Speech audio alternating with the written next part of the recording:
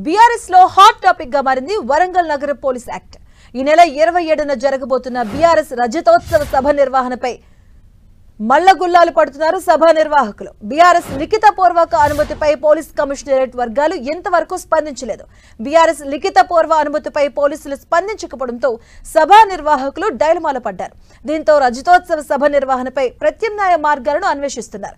న్యాయ నిపుణుల సలహా కోరబోతున్నట్టుగా తెలుస్తుంది. మరోవైపు బీఆర్ఎస్ రజతోత్సవ సభ ఏర్పాట్లపై ఎమ్మెల్సీ పోచంపల్లి, మాజీ ఎమ్మెల్యేలు వినయ్ భాస్కర్, పెద్ది సుదర్శన్ రెడ్డి నిమగ్నమయ్యారు.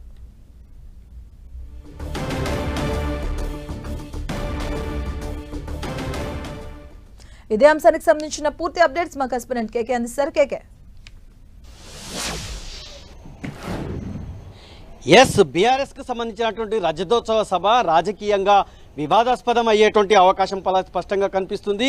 ఏదైతే వరంగల్ నగర సిపి సన్ప్రీత్ సింగ్ తెచ్చినటువంటి పోలీస్ యాక్ట్ అంటే సిటీ పోలీస్ యాక్ట్ ఏదైతే ఉందో ఆ సిటీ పోలీస్ యాక్ట్ ఇప్పుడు బీఆర్ఎస్ వర్సెస్ పోలీస్గా మారేటువంటి అవకాశం మనకు చాలా స్పష్టంగా కనిపిస్తుంది. రజతోత్సవ సభకి ప్రభుత్వమే వెనుక ఉండి పోలీస్ శాఖను అడ్డుపెట్టుకొని ఈ రకంగా మొత్తం రివెంజ్ పాలిటిక్స్ నడుపుతుందా అనేటువంటి చర్చ రాజకీయ వర్గాల్లో అయితే జరుగుతున్నటువంటి పరిస్థితి ఉంది.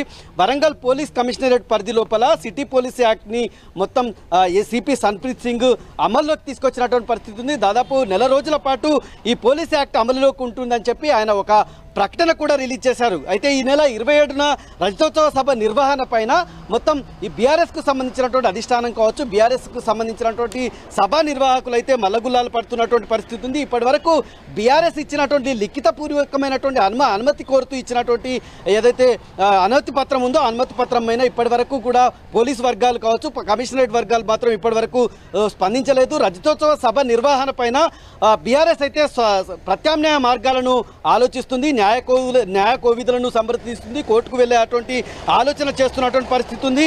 ఇప్పటికే సభా నిర్వహణకు సంబంధించినటువంటి ఏర్పాట్ల లోపల బీఆర్ఎస్కు సంబంధించినటువంటి జిల్లా పార్టీ అధ్యక్షుడు దాస్యం వినయ్ భాస్కర్, ఎమ్మెల్సీ పోచంపల్లి శ్రీనివాసరెడ్డి, పెద్ది సుదర్శన్ రెడ్డి ఏర్పాట్లలో నిమగ్నమైనటువంటి పరిస్థితి ఉంది. ఇక ఇది ఈ రకంగా కొనసాగితే ఇప్పుడు పోలీస్ యాక్ట్ వ్యవహారం పైన బీఆర్ఎస్ చాలా సీరియస్గా తీసుకుంది.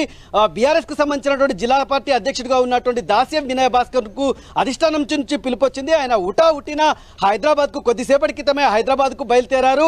ఇక్కడ ఉన్నటువంటి బీఆర్ఎస్ భవన్లో సమీక్షా సమావేశాన్ని వాయిదా వేసుకొని ఆయన అధిష్టానం దగ్గర జరిగేటువంటి అత్యవసర సమావేశంలో అధిష్టానంతో భేటీ అయ్యేందుకు హైదరాబాద్కు ఉట్టిన బయలుదేరినటువంటి పరిస్థితి ఉంది.